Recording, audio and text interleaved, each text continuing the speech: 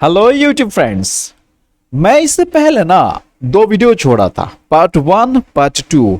इसको देखकर पार्ट 3 होगा। उसमें पार्ट 1 में मैं बताया था पार्ट 1 के फिर 4 चैप्टर्स हैं, ठीक है। उसका 4th चैप्टर जो है वो टेंस था, ठीक है। और बाकी 3 चैप्टर जो थे टेंस पढ़ने के लिए जो चाहिए थी वो है, ठीक है। अब मैं बताता हूं, ये जो पार्ट 3 वाला वीडियो है इसमें ज्यादा कुछ नहीं, पार्ट 2 में कुछ एग्जाम्पल दी गई थी।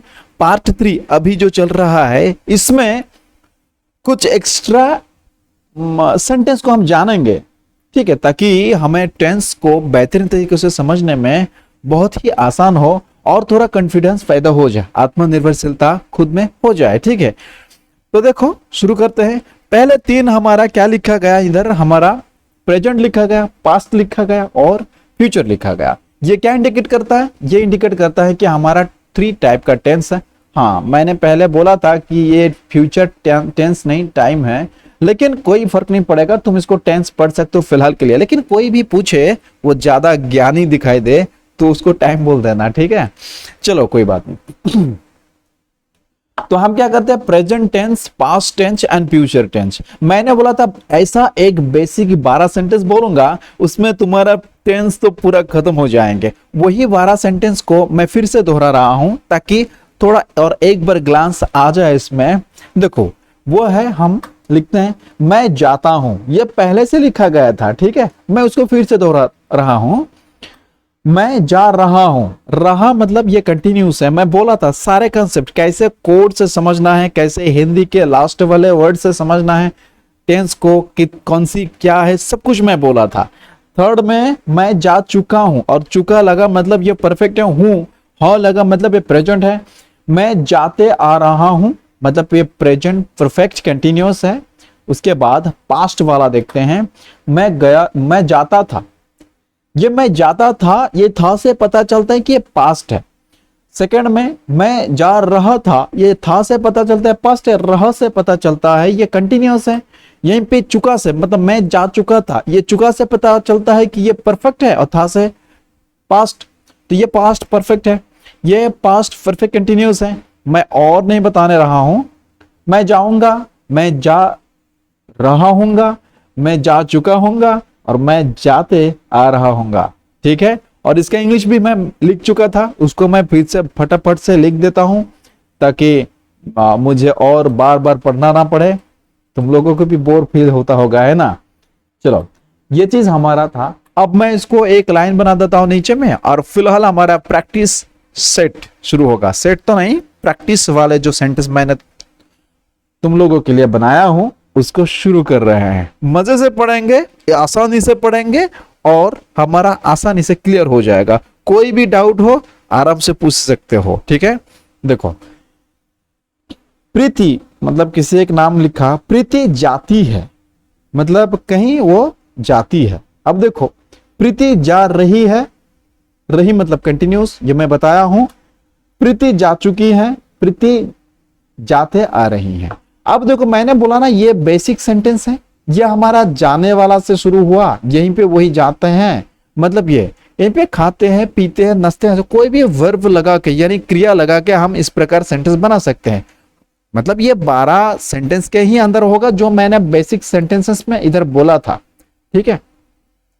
चलो तो हम शुरू करते हैं। फिर इसका पास्ट क्या है, प्रीति जाती थी, प्रीति जा रही थी, प्रीति जा चुकी थी, प्रीति जाते आ रही थी, प्रीति जाएगी, प्रीति जा रही होगी, प्रीति जा चुकी होगी, प्रीति जाते आ रही होगी, ठीक है। इसको अगर टेंस में ट्रांसलेट करते हैं इंग्लिश में क्या होगा, देखो प्रीति जाती है तो प्रीति गोज लिखा, ध्यान रखना यहीं पे गो नहीं लिखा, यहीं पे गोज लिखा। मैंने बोला था कि थर्ड पर्सन सिंगुलर नंबर,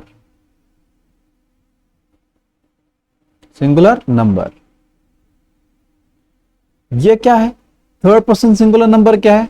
देखो थर्ड पर्सन सिंगुलर नंबर का जो कंसेप्ट है ना वो सिर्फ और सिर्फ प्रेजेंट टेंस में ही यूज होता है। प्रेजेंट टेंस में सिर्फ ये हमारा 4 सेंटेंस है, हर एक टेंस में 4 4 करके सेंटेंसेस है, तो तीनों टेंस में 4 4 3 4 12 सेंटेंसेस होंगे।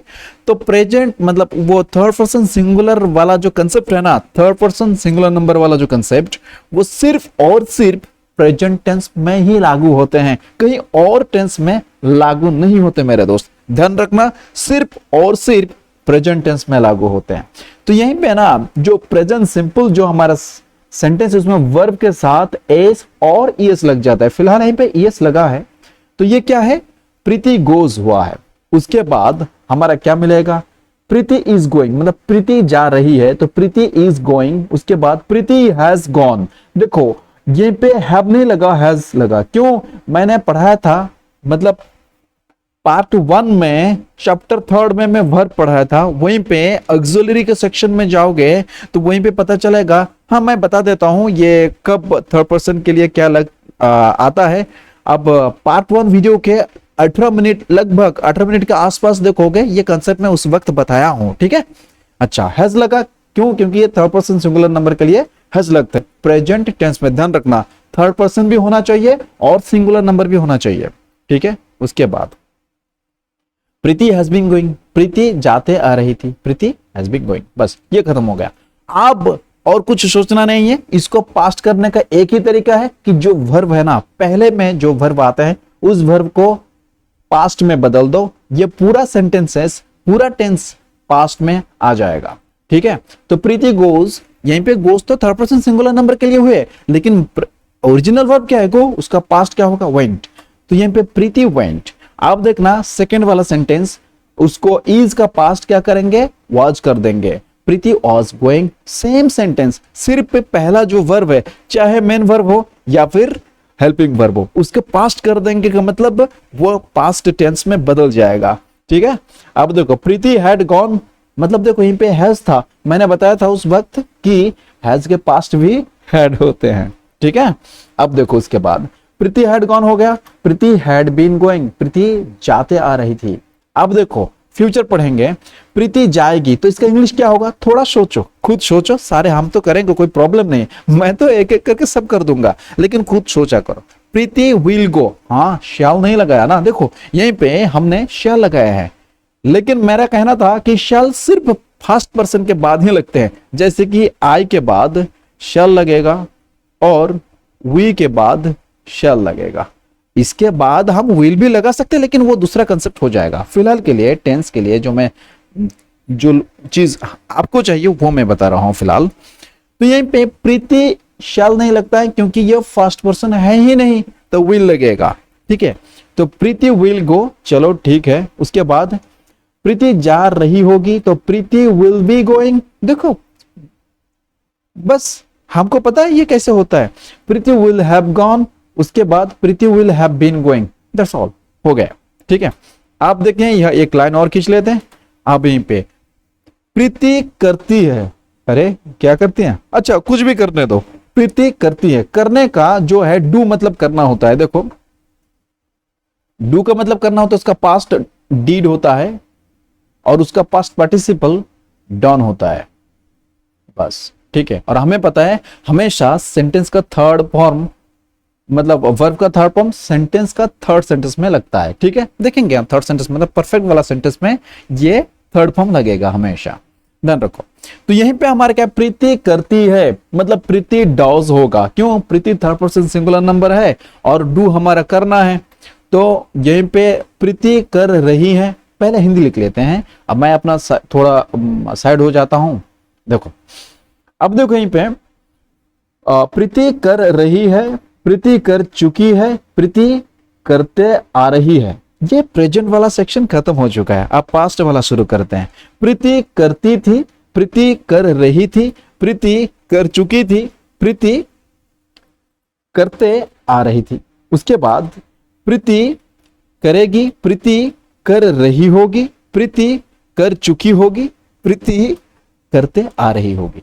हो गया सेंटेंस। पहले हिंदी को समझो, ठीक है, कैसे सेंटेंस बनते हैं, उसके बाद ट्रांसलेशन में सिखाई तो दिया, और ट्रांसलेशन करने के लिए कोशिश करो। हमेशा ये आसान है, मतलब तुम लोगों को थोड़ा दिक्कत होता होगा, मुझे तो कभी नहीं ऐसा हुआ था। अगर दिक्कत होती भी है ना कुछ देर तक, एक बार नहीं 2-3 बार पढ़ लो, ये वीडियो देख लो, आसान बन जाएगा। ठीक है, क्योंकि मेरे सारे दोस्त अच्छी तरह बोल पाते, कह पाते, पढ़ा भी पाते, और मैं उनमें से एक हूं। ठीक है, अब देखो उसके बाद इसका ट्रांसलेशन क्या होगा? प्रीति करती है, मतलब प्रीति डॉज होगा। डू होता, लेकिन ये थर्ड पर्सन सिंगुलर नंबर होने के लिए ये डॉज हो गया। अब प्रीति कर रही है का मतलब प्रीति इज डूइंग, प्रीति कर चुकी है, प्रीति हैज डन। अब देखो हैज लगे हैं, और ये हैज सिर्फ और सिर्फ प्रेजेंट टेंस में लगते हैं। क्यों? क्योंकि थर्ड पर्सन सिंगुलर नंबर वाला जो कंसेप्ट है वो सिर्फ और सिर्फ प्रेजेंट टेंस में ही लागू होते। इससे पहले भी मैं बोला था, है ना। अच्छा चलो देखो, प्रीति करते आ रही है, प्रीति हैज बीन डूइंग। चलो करने तो जो भी करते हैं। अब देखो प्रीति करती थी, अब प्रीति डिड, मतलब क्या है? प्रेजेंट जो सेंटेंसेस हमारा बना है डायरेक्ट उसका पास्ट कर देना, पास्ट टेंस बन जाता है। प्रीति वाज डूइंग, क्यों? इससे पहले प्रीति इज डूइंग था प्रेजेंट टेंस में, उस इज को पास्ट बना दो वाज, बस ये प्रीति वाज डूइंग हो जाएगा। प्रीति कर चुकी थी तो प्रीति हैड डन, इससे पहले प्रेजेंट में क्या था? देखो यहीं पर प्रीति हैज था, सिर्फ इसको ही बदलकर हैड बना देना। ठीक है, उसके बाद प्रीति हैड बीन डूइंग, बस दैट्स ऑल, इतना ही है। प्रीति करेगी, मतलब प्रीति विल डू, शैल नहीं लगेगा क्योंकि शैल फर्स्ट पर्सन के बाद लगता है, और विल हम बाकी के बाद में लगेगा। तो प्रीति विल डू, ठीक है, प्रीति करेगी। प्रीति कर रही होगी, प्रीति विल बी डूइंग। प्रीति कर चुकी होगी, प्रीति विल हैव डन। प्रीति करते आ रही होगी, Preeti will have been doing. उम्मीद करता हूं ये जो वीडियो, मतलब ये जो स्लाइड तुमको समझ में आ गया होगा, मुझे और रिपीट नहीं करना पड़ेगा। हाँ, मेरा रिपीट करना ना करने से क्या फर्क पड़ता है? यूट्यूब में वीडियो है तो तुम जितना बार हो सके देख सकते हो, आगे कट के, सामने लेकर, फॉरवर्ड बैकवर्ड करके, सब कुछ करके तुम क्या करते हो, और स्पीड भी करके देख सकते हो, स्लो डाउन भी करके देख सकते हो, और तुम्हारे मर्जी, तुम जैसे देखो, है कि नहीं। चलो ठीक है, नेक्स्ट स्लाइड में चलते हैं। यहीं पे हम देखेंगे क्या, हम शुरू करेंगे कुछ अलग चीज। देखो हम जब इससे पहले जो पढ़ते थे ना, वो सब्जेक्ट एंड वर्ब में होता था, मतलब आई गो, यहीं पे सब्जेक्ट मतलब जो करता होता है, डूअर होते हैं, जो काम करते हैं, मतलब ये जाने का काम कौन कर रहा है? आई, मतलब मैं कर रहा हूं ना। आई गो, मैं जाता हूं, मतलब जाने का काम मैं कर रहा हूं। तो ये सिर्फ सब्जेक्ट और वर्ब था, लेकिन कोई भी सेंटेंस कंस्ट्रक्शन करने के लिए सब्जेक्ट, वर्ब एंड ऑब्जेक्ट से होते हैं। यहीं पे ना हमारा ऑब्जेक्ट आ गया है। इससे पहले हम सब्जेक्ट एंड वर्ब से काम चला रहे थे, लेकिन वो हमारे लिए सफिशिएंट नहीं था। इसके बाद और एक ऑर्डर भी आ जाएगा, लेकिन इसके बारे में बाद में मैं जिक्र करूंगा, अभी नहीं। सब्जेक्ट, वर्ब एंड ऑब्जेक्ट से हमारा काम यहीं पे तमाम करते हैं। तो हम पानी पीते हैं, देखो हम पीते हैं तो हो जाता, लेकिन हम क्या पीते हैं? पानी पीते हैं। ठीक है, इसके बाद और हम बताएं, हम पानी पी रहे हैं, मतलब ये कंटिन्यूस। हम पानी पी चुके हैं, ये परफेक्ट। हम पानी पीते आ रहे हैं, ये परफेक्ट कंटिन्यूस। किसके? प्रेजेंट के। ठीक है, अब देखो हम पानी पीते थे, इसके मतलब ये पास्ट हो गया, थ लगा मतलब पास्ट हो गए। हम पानी पी रहे थे, और थ लगा मतलब पास्ट है, रहे लगा मतलब ये कंटिन्यूस है। ठीक है, और मैं ये सारे बार बार नहीं बोलता रहूंगा, क्योंकि कोड मैंने पहले बता दिया हूं, उसके हिसाब से आप कंपेयर करते चलना, आपके लिए भी ये आसान बन जाएगा। ठीक है, अच्छा थर्ड नंबर में यानी परफेक्ट में हम पानी पी चुके थे और हम पानी पीते आ रहे थे। उसके बाद फ्यूचर में अगर बोले हम पानी पिएंगे, हम पानी पी रहे होंगे, हम पानी पी चुके होंगे, हम पानी पीते आ रहे होंगे। अब इसका ट्रांसलेशन करते हैं, देखो कैसे होता है।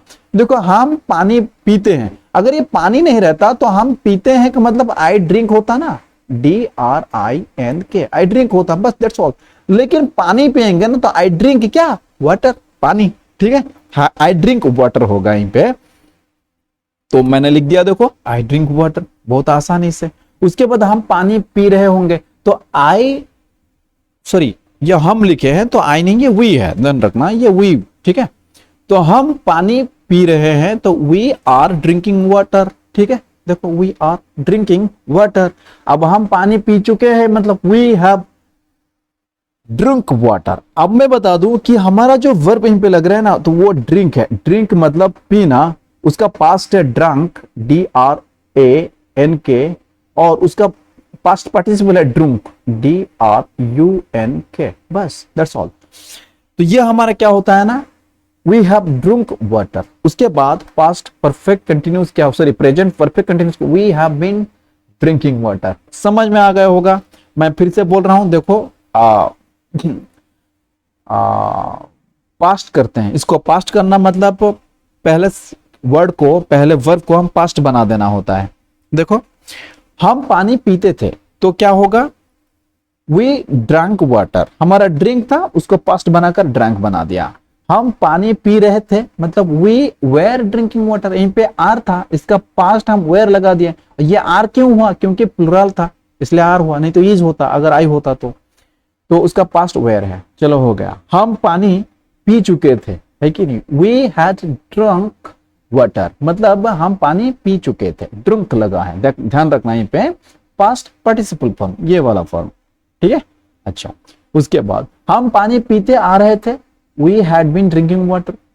बहुत आसान से होगा ये। उसके बाद हम पानी पिएंगे, वी शैल ड्रिंक वाटर। देखो शैल लगा है, क्यों, क्योंकि आई के बाद और वी के बाद ये दोनों ही फर्स्ट पर्सन है। मैं बोला था कि फर्स्ट पर्सन के बाद अगर फ्यूचर बन रहे हैं तो उसके बाद फर्स्ट पर्सन के बाद शैल लगता है, ठीक है। उसके बाद देखो, हम पानी पी रहे होंगे, we shall be drinking water. हम पानी पी चुके होंगे, we shall have drunk water. हम पानी पीते आ रहे होंगे, we shall have been drinking water. हो गया, ठीक है। मैं एक लाइन खींच देता हूं, अब देखो और कुछ प्रैक्टिस करेंगे। प्रीति घर जाती है, तो प्रीति घर जाती है मतलब प्रीति गोज, ऐसा होता। प्रीति जाती है का मतलब प्रीति गोज होता। घर जाती है मतलब टू होम, मतलब घर में, गो के बाद टू लगता है, ध्यान रखना। तो यहीं पे प्रीति घर जा रही है, प्रीति घर जा चुकी है, प्रीति घर जाते आ रही है। इसका पास्ट करें तो क्या होगा, प्रीति घर जाती थी, प्रीति घर जा रही थी, प्रीति घर जा चुकी थी, प्रीति घर जाते आ रही थी।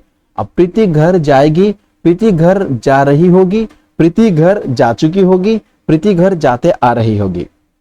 इसका अगर ट्रांसलेशन यानी इंग्लिश में करें तो क्या होगा, प्रीति घर जाती है, प्रीति गोज टू होम। इससे पहले हम प्रीति गोज लिखे थे उस वक्त, ठीक है। अभी क्या हुआ, प्रीति गोज टू होम। चलो सिर्फ टू होम लगाएंगे बाद में, और कुछ नहीं। प्रीति घर जा रही है, Preeti is going to home. उसके बाद प्रीति घर जा चुकी है मतलब Preeti has gone to home. उसके बाद क्या होगा, Preeti has been going to home. उसके बाद पास्ट वाला अगर बताए तो होगा क्या, आराम से देखो क्या होगा। प्रीति घर जाती थी मतलब प्रीति वेंट टू होम, क्योंकि गोज का पास्ट वेंट होते हैं, एक्चुअली गोज का नहीं, गो का पास्ट वेंट होते हैं, ठीक है। अब देखो, प्रीति घर जा रही थी मतलब Preeti was going to home. Preeti घर जा चुकी थी, Preeti had gone to home. Preeti घर जाते आ रही थी, Preeti had been going to home. अब प्रीति घर जाएगी, Preeti will go to home. Preeti घर जा रही होगी, Preeti will be going to home. Preeti घर जा चुकी होगी, Preeti will have gone to home. Preeti घर जाते आ रही होगी, Preeti will have been going to home. कितना आसान है, ठीक है। उसके बाद देखो एक लाइन और कुछ लेते हैं, हाँ चलो। प्रीति एक संगीत गाती है। देखो ये प्रीति संगीत गाना सिंग कहते हैं। मैं देखो सिंग मतलब गाना होता है, सिंग, सैंग, SANG, सैंग, ये जी अच्छा नहीं हुआ, हाँ जी, एंड सुंग होता है SUNG, मतलब ये पास्ट फॉर्म है, ये पास्ट पार्टिसिपल फॉर्म है, ठीक है। तो प्रीति एक मतलब एक संगीत गाती है, तो प्रीति, हाँ देखेंगे उसके बाद, प्रीति एक संगीत गा रही है, प्रीति एक संगीत गा चुकी है, प्रीति एक संगीत गाते आ रही है। प्रीति एक संगीत गाती थी, पास्ट इंडेफिनाइट। प्रीति एक संगीत गा रही थी, प्रीति एक संगीत गा चुकी थी, प्रीति एक संगीत गाते आ रही थी। इसका फ्यूचर करे तो क्या, मैं अपना पोजीशन थोड़ा चेंज कर देता हूं। भाई कहाँ चले गए भाई, नीचे आ जा बस ना, और लेफ्ट साइड जाना पड़ेगा। हाँ चलो, अब यहीं पे क्या होगा,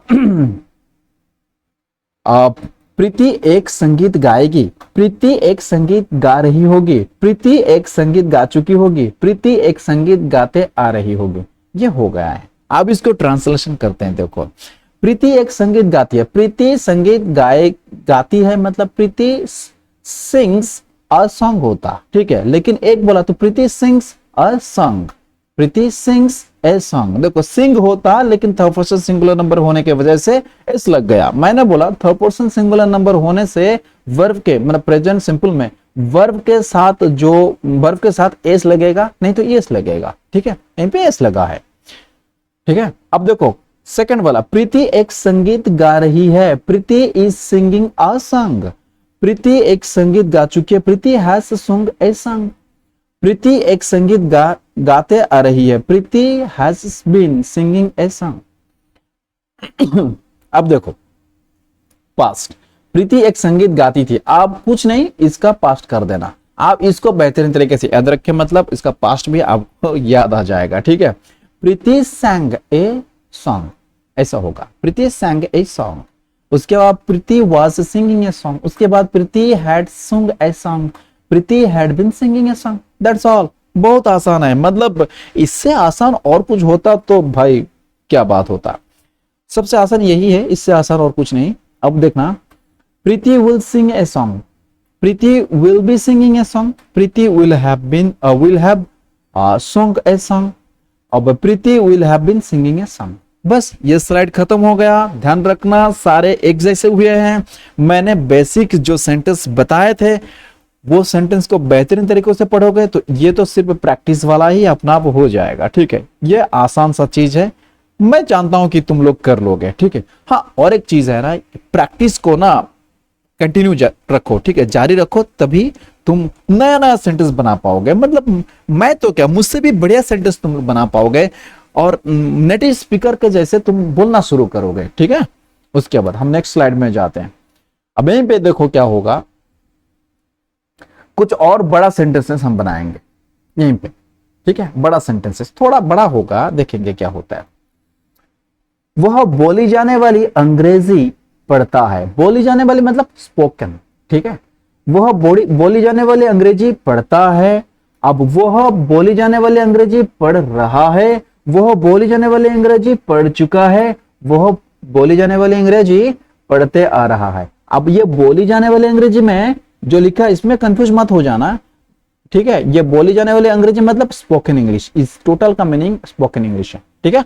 अच्छा चलो, इसका ये तो प्रेजेंट का था, अब पास्ट का क्या होगा देखो। वो बोली जाने वाली अंग्रेजी पढ़ता था, वो बोली जाने वाली अंग्रेजी पढ़ रहा था, वो बोली जाने वाली अंग्रेजी पढ़ चुका था, वो बोली जाने वाली अंग्रेजी पढ़ते आ रहा था। देखो सिर्फ ये बोली जाने वाले अंग्रेजी के सिवाय बाकी सब हम पहले पढ़ चुके थे, ठीक है, और सिर्फ इतना ही ऐड हुए हैं। अब देखो कोई चेंजेस नहीं, वही 12 सेंटेंस में आ जाता है, ठीक है। उसमें तुम्हारा अगर फंक्शनलिटी यानी कैसे होता है वो पता चल गया, मतलब सारे के सारे सेंटेंस तुम खुद ब खुद बना पाओगे। इसीलिए तो कहते हैं ना आसान है बोल के, मतलब कोई कहते नहीं कहते, मैं तो कहता हूं। अब देखो यहीं पे, वह बोली जाने वाले अंग्रेजी पढ़ेगा, ये फ्यूचर में आ गया, फ्यूचर का इंडिफिनाइट।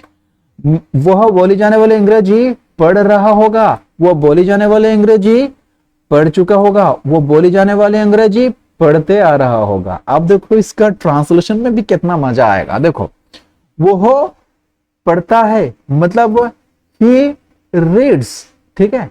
अब यहीं पे बोली जाने वाली ही रीड्स, क्या बोली जाने वाली अंग्रेजी मतलब स्पोकन इंग्लिश, तो ही रीड्स स्पोकन इंग्लिश। देखो ही रीड्स स्पोकन इंग्लिश, मैंने इधर रीड नहीं रीड्स लगाया इसलिए क्योंकि ये ही है ना, ये थर्ड पर्सन सिंगुलर नंबर है। जाहिर सी बात है कि ये ही के जगह पर तुम शी भी लगा सकते हो, अगर वो फीमेल हो तो, मतलब स्त्रीलिंग हो तो।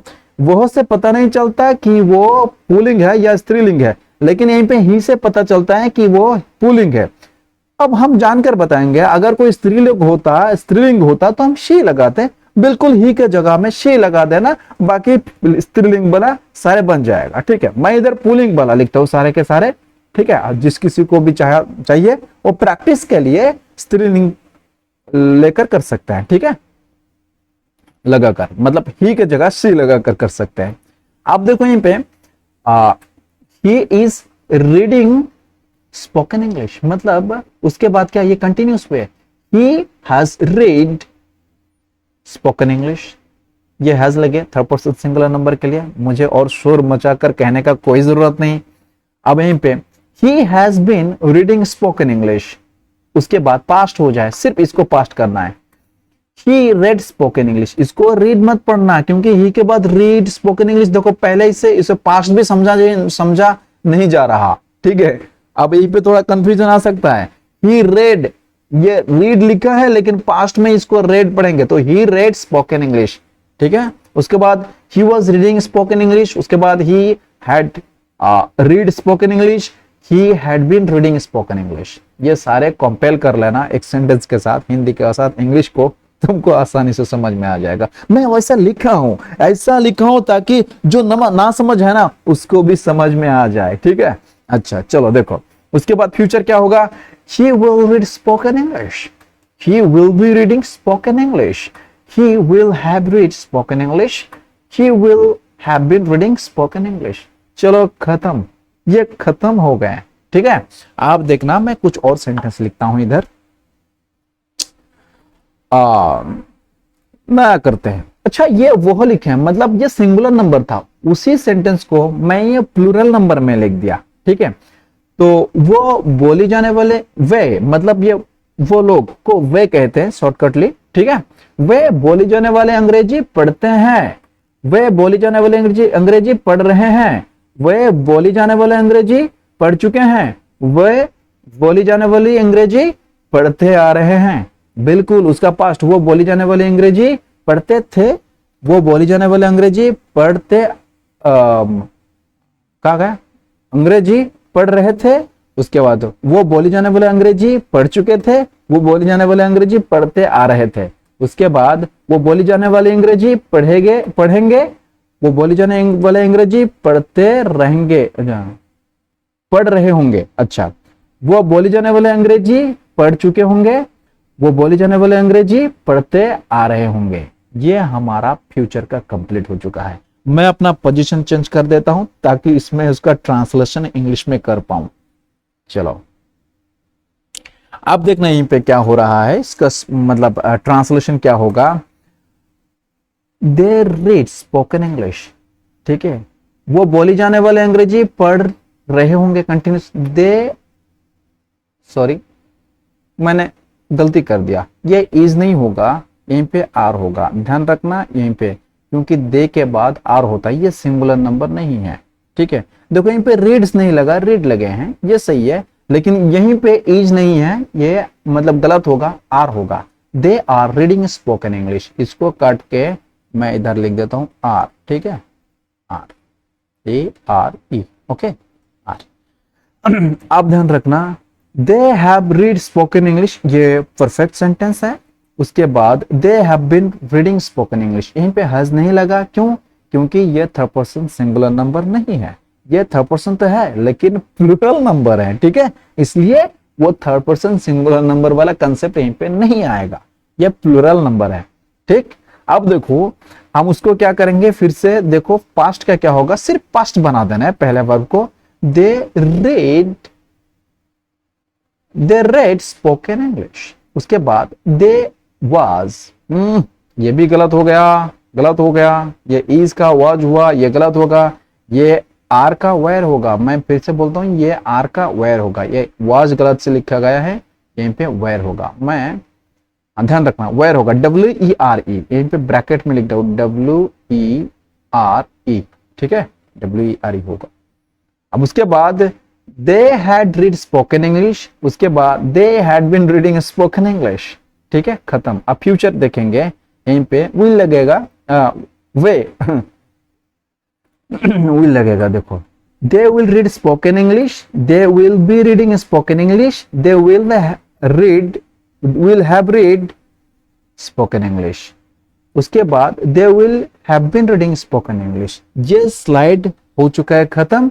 अब हम क्या करेंगे, ध्यान रखना, ये चीज हमारा हो चुका है, हम फिलहाल नेक्स्ट में जाएंगे। ये तुम लोगों के लिए क्या, ये जो सारे सेंटेंस मैंने लिखा हूं, ये तुम लोगों को प्रैक्टिस के लिए लिखा हूं, ठीक है, ताकि तुम लोग प्रैक्टिस कर पाओ। ध्यान रखना नीचे अभी यहीं पे इस जगह पर मैं इज के जगह, मतलब आर के जगह इज लिखा था, उसको रिकरेक्शन कर दिया, उसका फिर पास्ट में भी सेकंड वाला सेंटेंस में वेयर लगाना था, उसको मैं वाज लगाकर गलत कर दिया, तो बाद में उसको वेयर लगा देना। देखो राइट साइड में मैं मेंशन किया हूं इधर, ठीक है, वहीं पे वेयर होगा।